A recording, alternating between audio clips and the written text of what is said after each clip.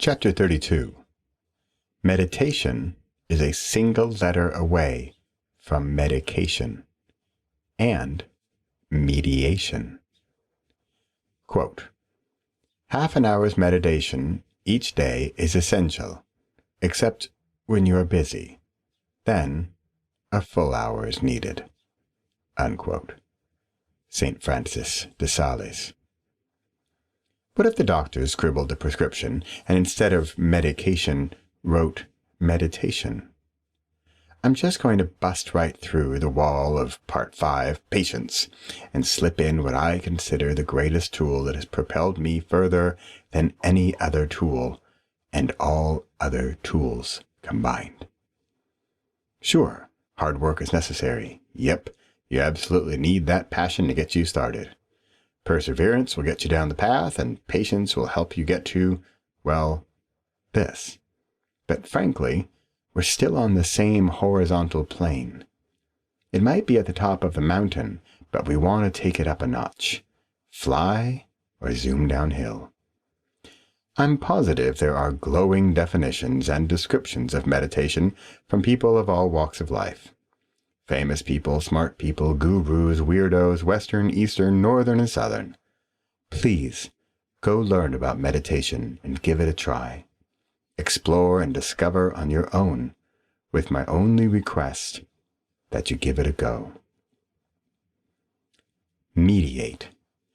To bring about an agreement, accord, truce, peace, etc., as an intermediary between parties by compromise, reconciliation, removal of misunderstanding.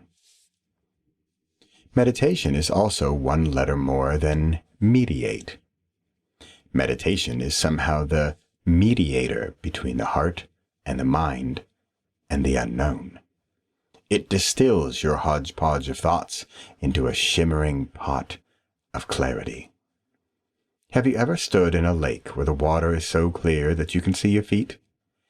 If you rustle up the sand with your toes and feet, and there is sand everywhere, that's about how I see our everyday minds churning along.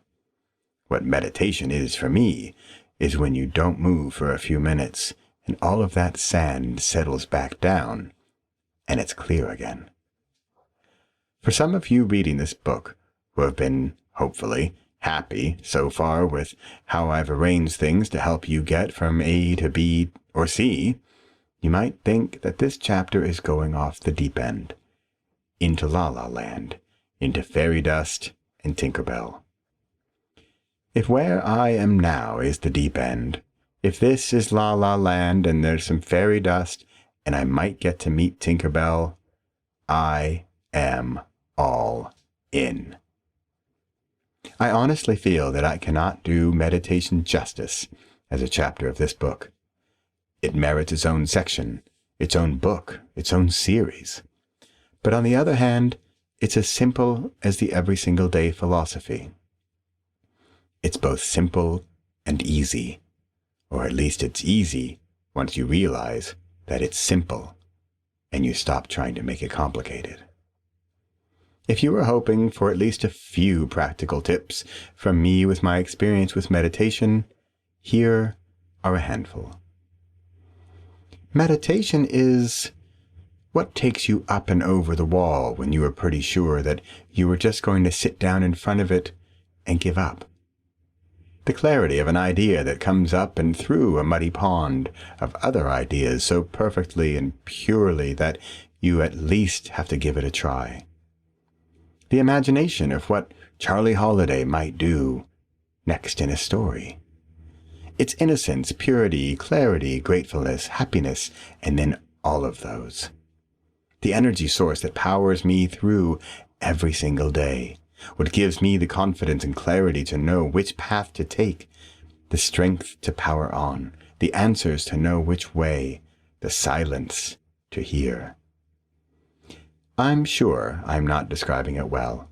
For something so dear and near to my heart, for something so important in my life, I don't have the words to begin to describe what it has done for me. I hope it can at least give you a taste of the power it harnesses. But of course, that power is you. Remember when you were a kid and you first learned how to ride a bike? What if I told you how the gears worked and the brakes and the history of the rubber tire? First of all, being a kid, you wouldn't have cared. Then I brought you through a hands-on workshop where we built bicycles from scratch and welded the parts together. You might find the welding part kind of cool, but it wouldn't have helped you ride the bike. The best way to learn to ride a bike is to jump on and give it a go. Maybe first try it on some grass, somewhere that falling is going to be less painful, because you're guaranteed to fall. If you want to stop falling, you'll soon figure out that you need to pedal, steer, and balance at the same time. Meditation is much the same. You just have to try it for yourself, and it will be worth several weekend workshops and a handful of books. Talk to someone who's done it. Maybe even try it together with a friend who's a fan of meditation. But if there's one thing I can recommend to get to the next level, this is it.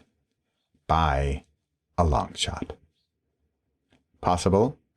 Meditate tomorrow. Impossible? Meditate yesterday. Repossible? Meditate today.